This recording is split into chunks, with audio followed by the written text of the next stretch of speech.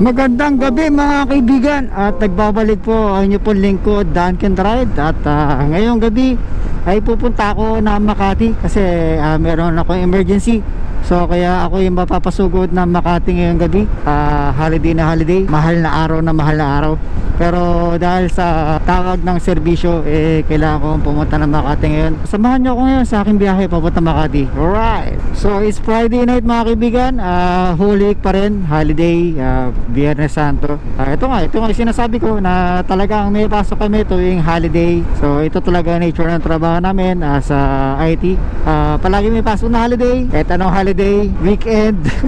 Kung yung mga tao nagpapahinga kami, nagtatrabaho.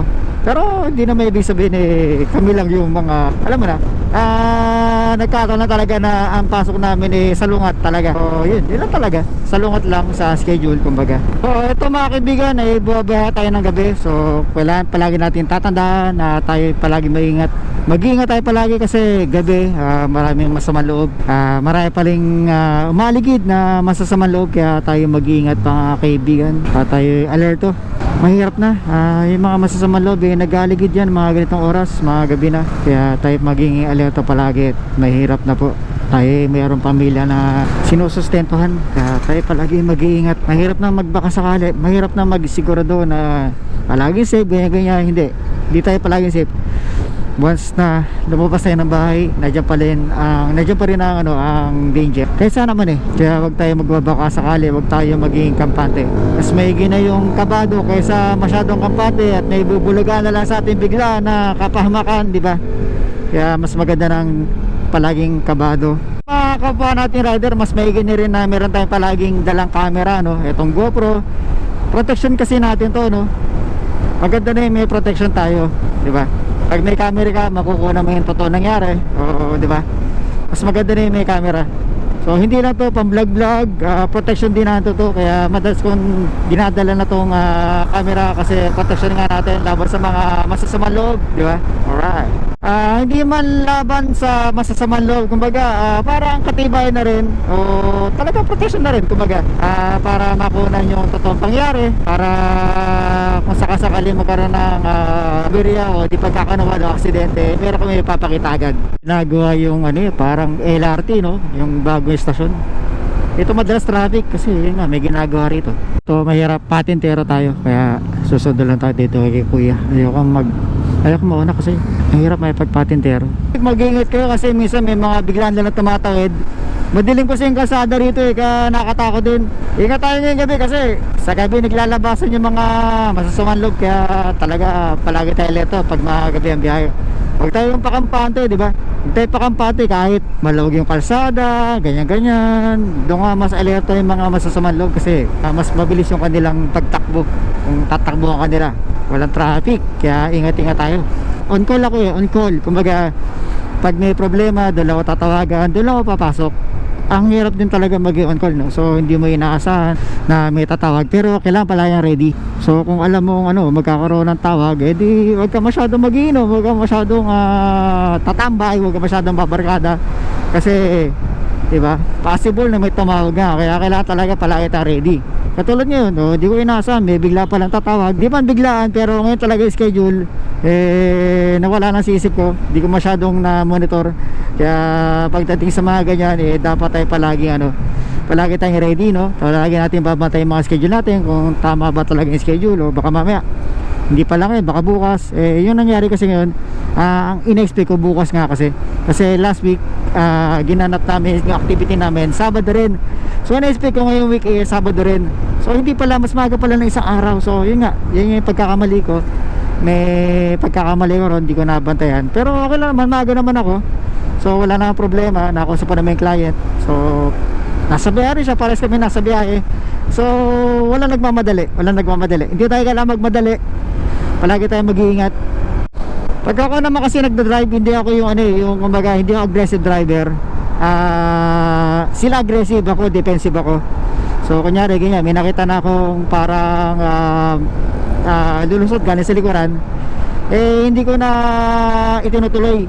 Gumigilid na ako para makadaan siya kasi yun nga, siya yung mas mayroong karapatan kasi nandun na siya sa linya, di ba? Ako bigla na lang akong parang kakat, di ba, sa linya. So siya yung mas may karapatan, kaya mas pinapauna ko siya. At dapat maging ganun tayo sa kalsada.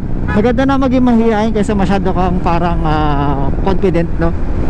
O ano bang tamang term doon? Kasi ako di ako agresibo eh. Kunyari, paunahin ko tong nasarapan ko, ganyan-ganyan. Hindi ko siya unahan basta-basta. Medyo sinasabayan ko na siya. Depende sa ano rin eh, sa sitwasyon. Ganyan lang ako. Ayoko yung nangunguna kasi hindi naman ako dapat magmadali, di ba? Hindi naman hinihingi ng ano yung pagkakataon. Eto, kunyari, bumagal siya. Medyo bibilis na rin ako kasi ganun talaga yung speed ko. Kumbaga, nagbibigay ako, hindi palaging kailangan mauuna ako, hindi palagi ako yung mauuna, di ba? Porket na motor, di ba? Bigay tayo sa kalsada kasi ang hirap, hindi natin kilala yung kasabay natin sa kalsada. Baka mas matapang sa atin yung kasabay natin, di ba? Hanggang memories na lang tayo, di ba? Gusto nyo ba yun? Oo, syempre hindi. Doon tayo uwi pa rin tayo sa mga pamilya natin na safe. Gusto natin makasama yung asawa natin, gusto natin siya makatabi sa pagtunog, saka yung anak natin, palagi natin siyang nakakausap at nasusubaybayan. Yan tayo. Kaya kailangan palagi tayo, mapagbigay. Yan, nakita ko siya, papasok na siya sa linya ko, pero pinabayaan ko rin. Okay na yung gano'n kasi makakarating pa rin ako sa pupunta ako, no? Walang pipigil sa akin, makakarating pa rin ako. Depende na lang kung anong oras ako umalis ng bahay. So kailangan ko sisihin yung sarili ko. Kung nalate ako, ang sisisihin ko yung sarili ko, hindi yung yung tumat sa akin o yung kasama ko kasabay ko sa kalsada. Ang sisisihin ko yung sarili ko. Huwag mong sisisihin ibang tao kasi ikaw yung nagde-decide kung ano oras ka gigising, ano oras ka maliligo, ano oras ka babiyahe.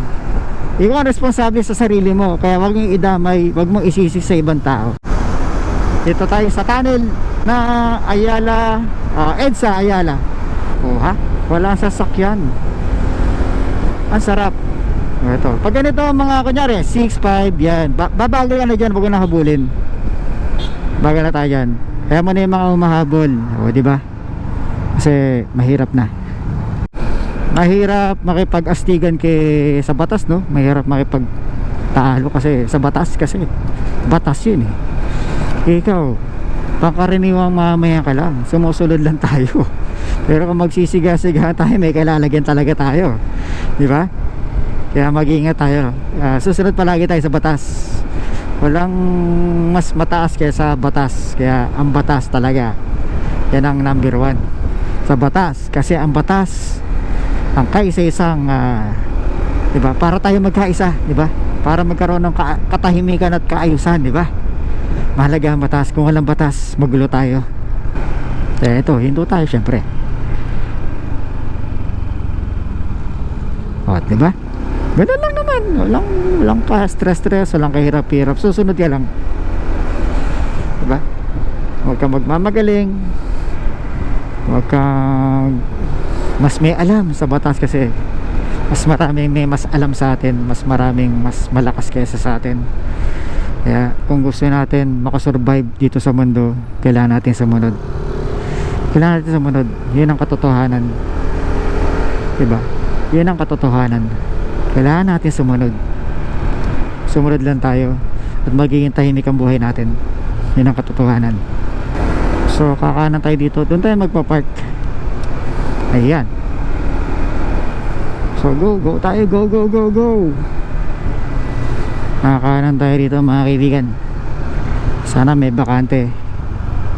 Dahil kung walang bakante, mag-aantay tayo. Ayun, marami. Siyempre marami kasi holiday ngayon, wala mga nagsipasukan, di ba? Kaya dito tayo. Alright. Di ba? Ang daming parking, no? Opya. Baka matamaan yung kable. Sinati parking natin. So patingin muna. Kita kasi lang tayo bukas sa umaga at ako'y papasok na sa trabaho. So iwan ako na din yung motor dito. Kita kits.